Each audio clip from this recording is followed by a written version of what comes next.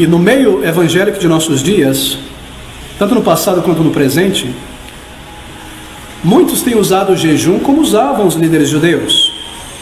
Muitos no meio pentecostal e neopentecostal, e às vezes no meio evangélico reformado, adicionam um elemento místico ao jejum e não bíblico.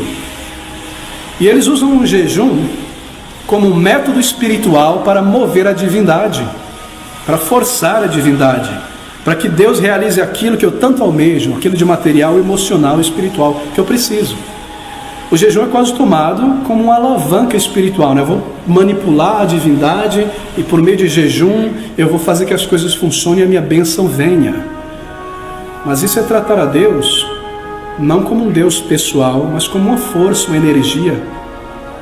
Isso é tratar a Deus, Jeová, como um Deus pagão, como os pagãos faziam, não é verdade?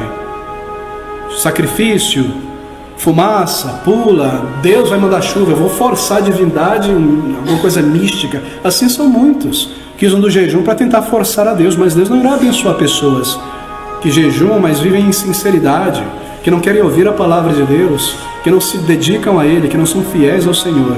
Pode fazer jejum, pode dar cambalhota, pode subir no monte, no Everest, pode dormir lá. Deus é um Deus pessoal.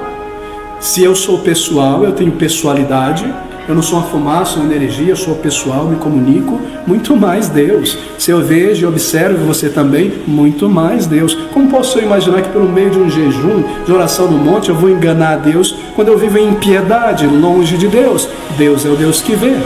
Assim, muitos usam do jejum como uma prática pagã, como uma prática mística.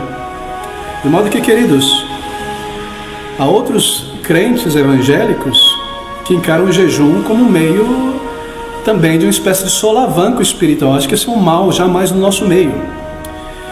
Há crentes que não oram com continuidade, que não estudam a palavra de Deus com seriedade, e assim não conhecem a vontade de Deus que está revelado aqui, de modo que não sabem como viver vidas agradáveis a Deus, são desleais, são irregulares na igreja, não são dedicados ao Senhor.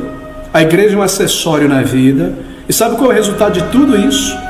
Uma fé débil, frieza espiritual, fraqueza contra as tentações, imaturidade, quedas em várias ciladas do diabo, uma vida indisciplinada, estéril, frutífera, letárgica, preguiçosa. E tudo isso é muito triste. E eles sabem, nós sabemos que isso é muito triste. E aí, para saírem dessa condição terrível espiritual, de uma maneira mais fácil, é claro, de uma maneira sem esforço, sem crescimento, sem labutar na palavra, sem dedicação de vida, sem submissão ao senhorio de Cristo, sem meditação na palavra, bem como para poder ainda sair, mas permanecer nesse estado de insubmissão a Cristo, o jejum entra em cena.